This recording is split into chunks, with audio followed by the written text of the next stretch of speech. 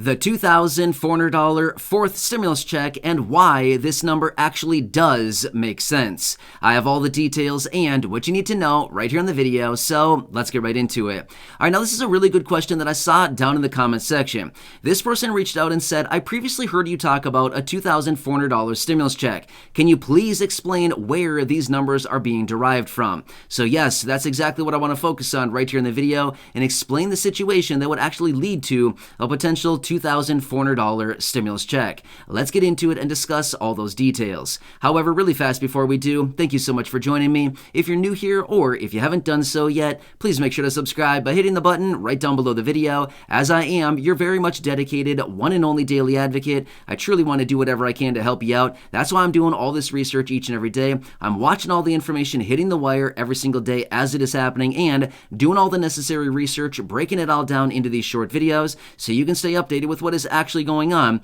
especially during this busy time as we continue to get all these announcements out of the administration, the president, lawmakers in Congress, and everything that Congress is currently working on, including all the bills and packages, proposals and amendments, reform and raises, as well as anything going on with checks, money, and or programs out there right now that we can possibly take advantage of. So again, thanks so much for joining me. I'm here for you in any way that I possibly can be. That's my dedication and my commitment to you and the community, and as always, I'm sticking to it. So again, thanks so much for joining me. Please make sure to subscribe down below if you haven't done so yet, and let's get into it and talk about this very important question and a really good question asking where these numbers are actually coming from. So let's get into it and break down all of this information that you need to know.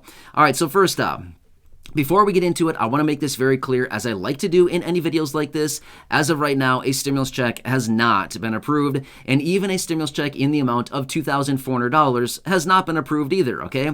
However, let me break this information down for you because, as I've said before in other videos, and as I do in my own personal life, I like to look at history.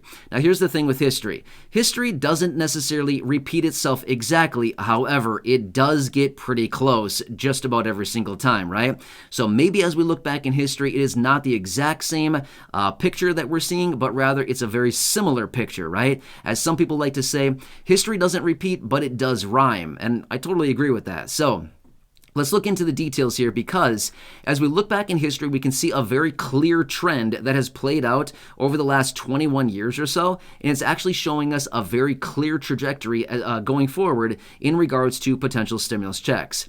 All right, so let's stick with me here for a minute. Let's go take a little trip down memory lane over the last 21 years or so. And again, I think this is going to paint a pretty clear picture here and paint out exactly what I'm looking at, and again, what may make sense next time for another round of checks. All right, so let's look through the details here. So way back, actually, first off, let me say this much first. We're going to go back and we're going to specifically look at all the recessions that hit the United States economy over the last 21 years. So we're keeping our eyes peeled for recessions. Recessions, very important point right there, because when recessions hit, guess what happens? Stimulus checks. All three recessions that we've gone through over the last 21 years in the United States have all produced stimulus checks, every single one of them. So let's get into it and talk through the details now.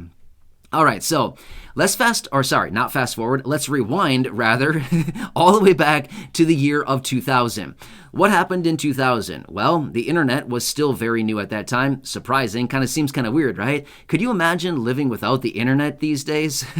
How would we function, right? Yeah, anyway, so way back in 2000, the internet was still very, very new. And back then, it was the dot-com bubble. Remember that one? Well, as a result of that, the dot-com bubble popped. And what happened then? We went into a very deep recession. The United States economy went down, as well as the stock market went down about 80 to 90%, depending on the indices that you were looking at. So it went down very, very hard, right? Well, at that time, the United States fell into a recession. What happened at that same time as a result of the 2000-2001 recession? Well, we actually got stimulus checks. At the time, they were a huge $300. Now, here's the thing. Looking back 22 years, in the year 2000, $300 had way more value than it has today. What can you get for $300 today? Well, not much. A whole lot of not much. That's what you can get for $300 today. That's what's interesting. However, back in 2000, $300 was like a pretty decent amount of money, right? So In the year 2000, as a result of the recession as a result of the dot-com bubble popping, we got $300 stimulus checks at the time. That was recession back then. All right, now let's go forward to 2008 and 2009. What happened then? The subprime crisis, right? So basically what happened then was that the United States economy yet again fell into another recession because the housing market was on a tear. It was going up very fast. A lot of people were buying houses, and unfortunately, a lot of the people that were buying houses then couldn't afford them because they were just being approved because basically anybody could get approved back then, right? It was kind of a weird system that they had back then. In 2007, the housing market was going absolutely nuts because a lot of people were just going out buying houses because you could just go out into a bank, you could just get approved for virtually any kind of loan. Basically, if you had a job of any kind of income at any point, you could be applied for and you could be approved for like a $500,000 or $1 million house at the time, right? Obviously, maybe it wasn't quite that extreme, but seriously, it was pretty extreme at the time. Well, as a result of that, as things started to hit the fan, well, all of a sudden, we realized that, hey, wait, a bunch of people can't afford these houses. Therefore, they started to have a lot of foreclosures, and ultimately, at the end of the day, the economy went down with it. So, at that time, we saw the economy yet again fall into a very deep recession at the time. The housing market fell off a cliff. Remember that? You could pick up houses back then. Again, I was not buying houses then. I'm just simply saying I remember it because I was looking at housing prices back then because I thought it was very interesting, right? I'm very interested by a lot of different things. I'm a very inquisitive person. I like to look at a lot of stuff because it's very fascinating to me and I enjoy learning stuff. So, as a result of that, I remember looking at prices thinking, this is nuts. Prices on houses were so cheap because the economy or the market was flooded with a supply of houses. Well, as a result of that, when you see a flood of when you see a flood of supply coming in, prices must go down to find the demand. Well, we saw that in the housing market in 2008 and 2009, and as a result of that, there were massive layoffs, companies were going bust, a lot of people were, unfortunately filing bankruptcy and foreclosing on their homes. Well, as a result of that, again, the United States economy fell into a deep recession in 2008 and finally bottomed out in early March of 2009. And again, at that time, what happened then? Well, we got $600 stimulus checks. Now, let me point something out really quickly here. In 2000 and 2001, we got $300 stimulus checks.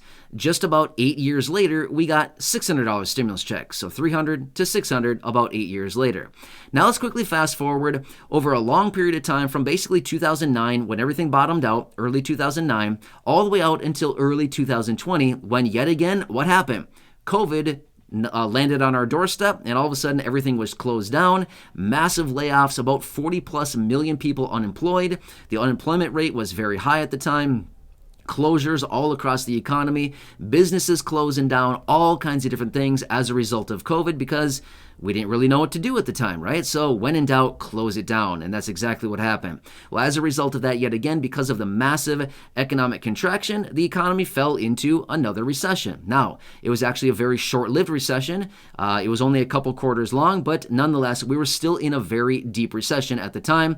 The United States financial markets fell off a cliff until the Federal Reserve came in and decided to print up trillions of dollars, about $6 trillion over the course of about a year and a half time.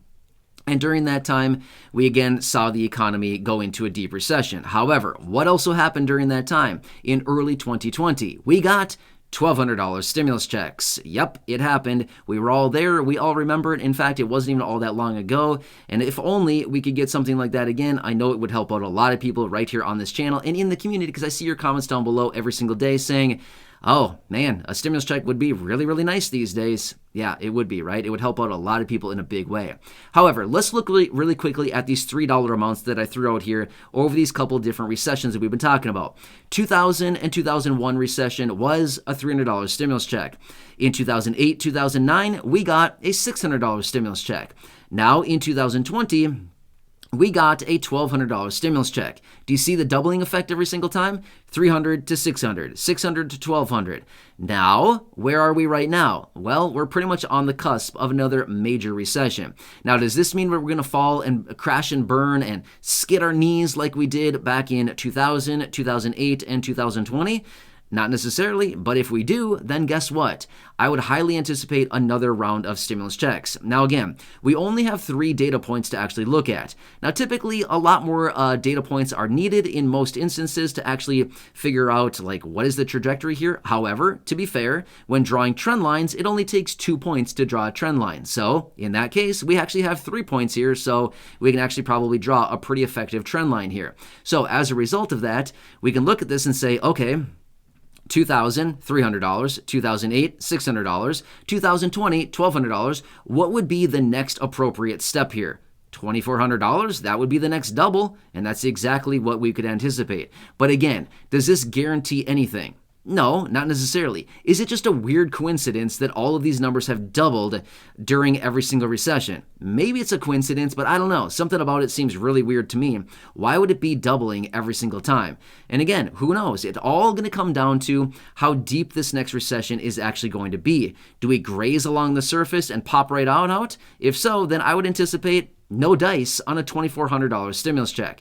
If we fall into a deep recession like what we saw in early 2020, 2008, 2009, and 2000, then by all means, they're going to be pulling out some big numbers and they're going to be printing up trillions and trillions of dollars, because if that happens again, the economy is going to be in a very dark place. And how do they do it? And how do they get the economy out of that? They print tons of money and they send it out in the form of stimulus to the people and businesses, and they make borrowing money very cheap. They lower interest rates down to 0 in most instances, and they say, hey, everybody, let's all gather around and let's borrow some money and let's go spend it, right? So they make it very easy to access capital. They make it very easy to access loans and debt. And the whole reason behind that is so that us, the consumer, as well as businesses, can go out and borrow money and go out and spend it in the economy and prop it back up. That's the whole idea behind it. Well, as of right now, with the current situation that we're dealing with right now, we're actually dealing with a interest rate increase type of period right now. So the whole idea behind this is the Federal Reserve is gearing up for the next recession. How are they doing that? They're aggressively raising interest rates, which is ultimately bringing down the economy. But at the end of the day, as they bring up interest rates by raising them through their FOMC meetings, they're actually increasing their likelihood of another recession, and they're gearing up for that recession to actually hit. So when the recession hits, guess what they're going to do? They're going to lower interest rates, just like they've done all the other times during a recession. And then they say, hey, everybody, let's all gather around, let's borrow some money, and let's spend it. And what is the whole purpose of that? To bring the economy back in, right? After it has fallen off of a cliff, how do you bring it back? Well, you drop the tow lines down, just like a bunch of printed money out of the Fed, and then you send it out. And the whole idea is to bring it right back up, right? So it's just like this big balancing act. That's the whole idea behind the Federal Reserve. They're pretty much the whole job of the Federal Reserve is to provide liquidity as well as maintain equilibrium in the economy, right? So inflation goes down, sub, say, 2% or 3%. The whole idea then is to print a bunch of money and then, of course, bring inflation back up. Now, let's just say in the time that we're dealing with right now, in the event of a high inflation like this, what does the Federal Reserve do? Quantitative tightening and raising interest rates. So the whole problem behind the Federal Reserve and what they're supposed to do is maintain equilibrium in inflation and, of course, the economy. So that's what they're trying to do right now. So as you can see here, what we're currently dealing with right now is a massive imbalance right now. So, Right now, we are way out of balance right now. The equilibrium in the economy is way out of whack, right? They need to bring it back into equilibrium. So the best way that you can picture equilibrium and what it actually is, picture a mountain range, right? So you see a mountain range. It looks pretty nice, right? So you see the big high peaks and you see the low valleys, right? So basically, if you drew a line right through the middle, a horizontal line right through the mountains, or right through the mountain range, right? So it's an equal line between the highest peaks and the lowest valleys. There's a line going right through the middle, equally spaced between them. That is equilibrium, right? So just like the Federal Reserve does, we see spikes in inflation, just like the top of the mountains, and we see drops off in the economy and inflation and all these other things, economic activity, and that would be the lowest low, the valley. Well, the Federal Reserve, and their goal is to maintain that middle line, equilibrium. That's the whole idea behind it. So anyway, hope this gives you kind of a better look at what I've been looking at here. And again, just based on history, does not mean at all that this is actually going to happen with the next recession. But again, It all depends on how deep is the recession going to get. That's what we really need to watch here. That is going to be the key factor. How deep is the recession going to be? How prolonged are they anticipating it's going to last? And realistically, what is going on with the job market? That is very, very important. They always look at jobs. Jobs is a very important factor because if people aren't working and people are not producing tax revenues, that's not very good, right? If there's no tax revenues coming into the governments and if there's no production as in productivity, then guess what? Our output as in our GDP is going down. Not good. We need to have people producing. We need to have people working, businesses producing. Therefore, that contributes to the GDP, total output of the United States, right? So, again, as I've said so many times now, it's all highly, highly correlated, and why we've got to watch everything closely, because anything like this that slips could impact the rest of the economy and everything else going on.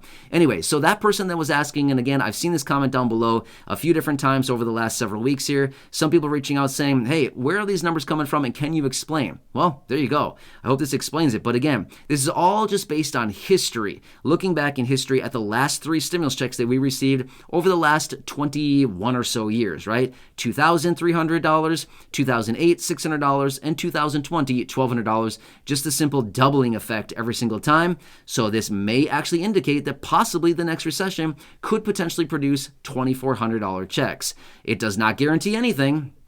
I want to make that very clear. It does not guarantee anything at all. It doesn't even guarantee a check at all. It does not guarantee a $2,400 check. I'm just simply looking at history saying, well, the trend is showing something here very interesting. The checks continue to double every single time. So, of course, as always, I'll continue watching everything closely. As I do get more information on any of this information, I'll be right here for you, breaking it down, letting you know what's going on and how this may impact you, your money, your benefits, your lifestyle, your bank account, and ultimately everything else going on. So again, please make sure to subscribe down below if you haven't done so yet. Share the video with your friends, family, social media, and go back and check out some of the other thousands and thousands of videos here on the channel. Until next time, have a good one. Stay tuned as I'll continue to keep you updated, as that's my dedication and my commitment to you and the community. And as always, I will continue to maintain that. So, hope this helps you out and explains a little bit further the kind of trajectory of everything that I'm looking at. And again, nothing is a guarantee. All that we can guarantee is that time will go on and things will continue to change. That's all that we can know as of right now, but nothing is certain until we hear Congress sing, and that probably won't be a pretty sight. So anyway, I'll keep you posted with everything going on. Enjoy your day, and I'll catch you again later.